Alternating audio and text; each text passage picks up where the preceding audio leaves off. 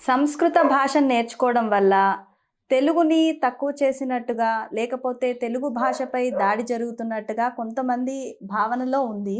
దాన్ని మీరు ఎలా చెప్తారు? రాకా గారి మాటల్లో తెలుసుకుందాం. వాస్తవానికి ఇట్లా మాట్లాడేవాళ్ళు హిపోక్రిట్స్. హ్మ్.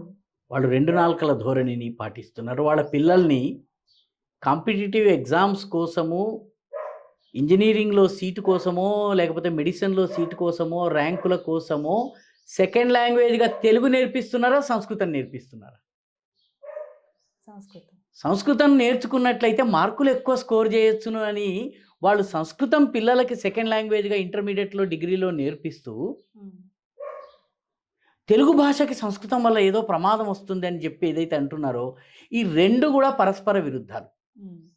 అంటే స్కోరింగ్ కోసం సంస్కృతం కావాలి. కానీ సంస్కృతము మా హృదయాల్లోకి ప్రవేశించొద్దు, మేము తలుపులు మూసేసుకుంటాము. ఇదెక్కడి ధోరణి? ఇప్పుడు నేను మాట్లాడుతున్నటువంటి తెలుగు ఏదైతే ఉందో, ఈ తెలుగులో 50% సంస్కృత పదాలు వస్తున్నాయి. కొన్ని కొన్ని సందర్భాల్లో సందర్భము సంస్కృత పదము, పదము సంస్కృతము. ఈ సంస్కృత పదాలన్నిటినీ తీసి గనక మీరు తెలుగులో మాత్రమే మాట్లాడతానంటే, మీరు 11వ శతాబ్దమో లేకపోతే 12వ శతాబ్దపు డిక్షనరీల్ని తీసుకొచ్చుకుని పదాలని వెతికి చేయాలి.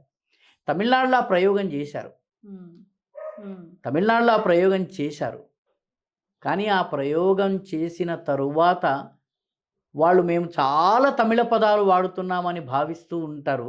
వాళ్ళు వాడుతున్నటువంటి పదాలన్నీ కూడా సంస్కృతం మూలం నుంచి వచ్చింది. ప్రధానమంత్రిని వాళ్ళు ఏమంటారు తమిళియన్స్? ప్రథమర్ అంటారు. వాడు రాయటం పిరదమర్ అని రాస్తాడు. కానీ ఆ పదం ఏంటి? ప్రథమర్. ప్రథమర్ని వాడు పిరదమర్ అంటాడు. ప్రథమర్ అన్నది ఏ భాష పదం? సంస్కృతం. కాబట్టి సంస్కృతము లేని భారతీయ భాషలు లేవు. సంస్కృతం నేర్చుకుంటే ఈ భాషలపైన దాడి అని గనక ఎవరన్నా అన్నారంటే, ఈ జాతి సంస్కృతానికి దూరం కావాలని చెప్పేటటువంటి కుట్ర చేస్తున్న వాళ్ళలో వాళ్ళు ఒకళ్ళవుతారు.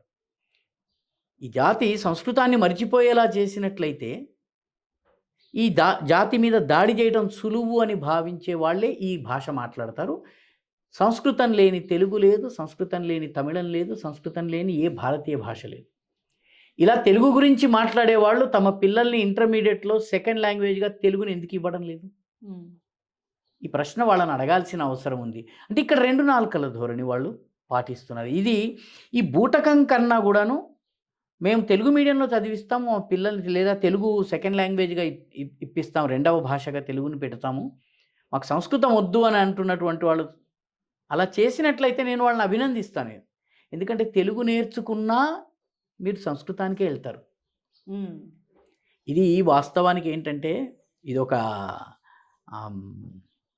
రేడియల్ రూట్ లాంటిది.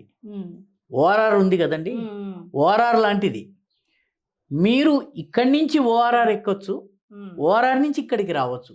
తెలుగు బాగా వస్తే సంస్కృతం వైపు రావచ్చు, సంస్కృతం బాగా వస్తే తెలుగు వైపు వెళ్ళొచ్చు. ఇది ఓఆర్ఆర్ యొక్క అప్రోచ్ రోడ్స్కి ఓఆర్ఆర్కి ఉన్నటువంటి సంబంధమే ఉంది. కాబట్టి ఒక భాష మరొక భాషని అంతం చేస్తుందని భావించినట్లయితే, ఈ పాటికి ఇంగ్లీష్ మన తెలుగుని పూర్తిగా నాశనం చేసి ఉండాలి. ఇంగ్లీష్ పూర్తిగా నాశనం చేసి ఉండాలి. జరగటం లేదు. కాబట్టి ఇది అబద్ధం. ఇది ఈ ప్రచారం చేస్తున్న వాళ్ళని మనము వాళ్ళు 2 నాలుకల ధోరణిని అవలంబిస్తున్నారు. ఒకటి లేనట్టయితే వాళ్ళు దేశద్రోహులై ఉండాలి.